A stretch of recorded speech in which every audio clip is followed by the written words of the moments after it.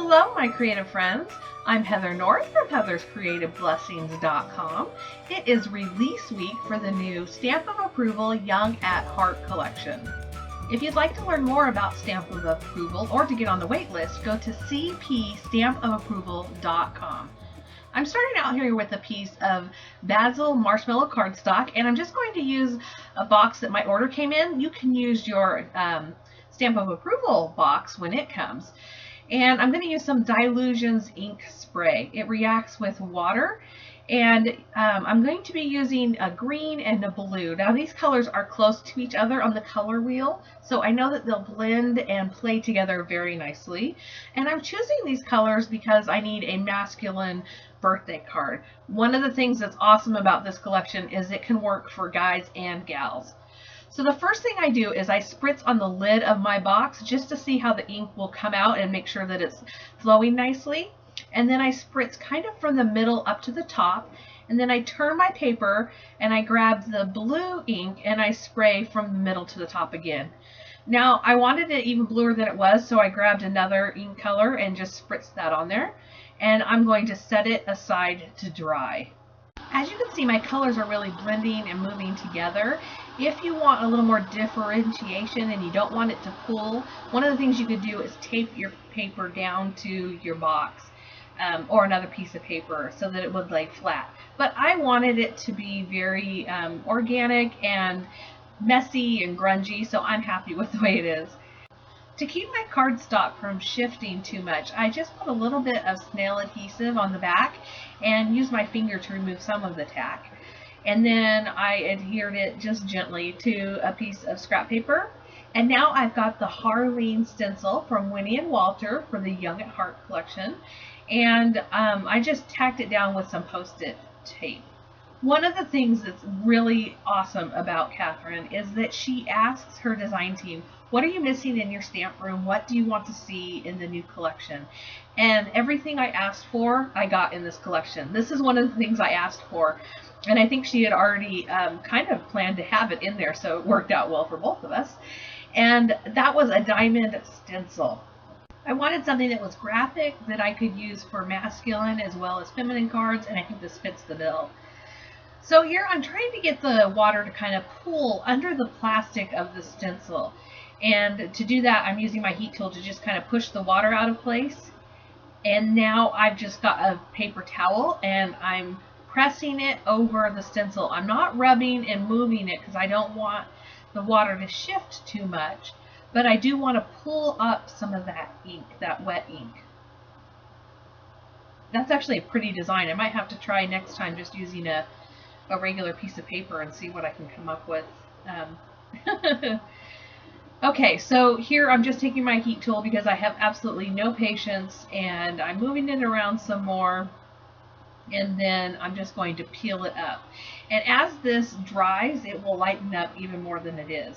Now it's not perfect, as you can see. I wasn't going for perfect. I was going for organic and just let it be what it's going to be, just to add some faux texture basically in the background, something for your eyes to look at. I think the guys are really going to like this card. Like I said before, I have no patience, so I'm using my heat tool to dry this piece, and then I'm going to take my deactivator tool and just rub it all over. Again, make sure that everything is dry and that nothing sticks where it isn't supposed to.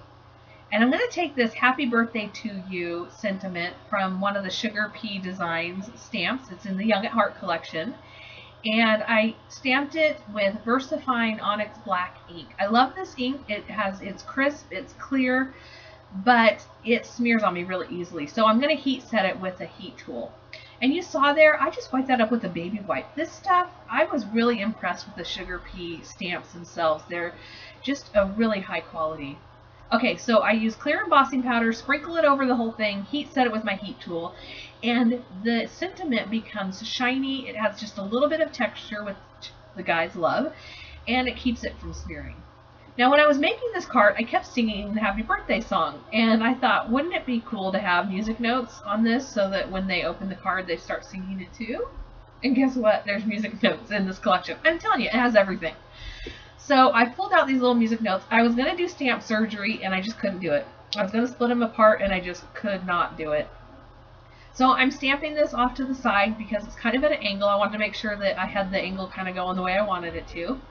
I stamped it in the upper left and bottom right corner. Again, I used my clear embossing powder and heat tool to heat it up. And then I had cut out these little confetti things from it's a die that's included in the collection from Sugar Pea Designs. And it was out of basic black cardstock from Stampin' Up! And it just was kind of dull compared to the shiny sentiment. So I decided to just put it on a piece of Post-it note tape, just the same one I'd used to tack down my stencil. And then I inked it up with the same VersaFine Onyx Black ink. And I'm going to sprinkle it with some more clear embossing powder. Sorry, it's kind of off camera, but you can kind of see what it's doing. And then I'm using my tweezers to hold it so that it doesn't slip. And I'll heat set this, and this will be shiny and wonderful too, just like my sentiment.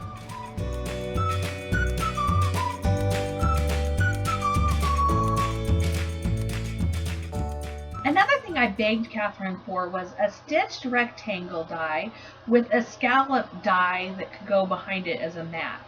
And guess what? She came through. I'm so excited about this.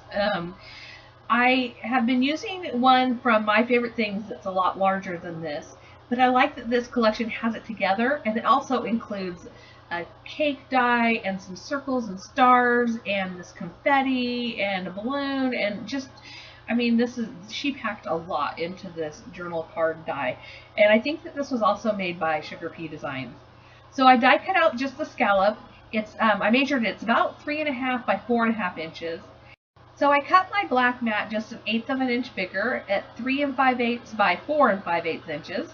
I was going to just adhere it kind of like you see it there as a mat, but then I turned that black piece cattywampus, and I really liked it kind of on the diagonal there. So I adhered the black with some snail adhesive, and because this wasn't too warped, I just used snail adhesive on my green piece as well. But I did go all the way around and added a little bit extra adhesive so it would lay flat. And once I was done, I thought that little bumpy line it wasn't quite working for me, so I didn't end up using it on this piece. I might on a different one.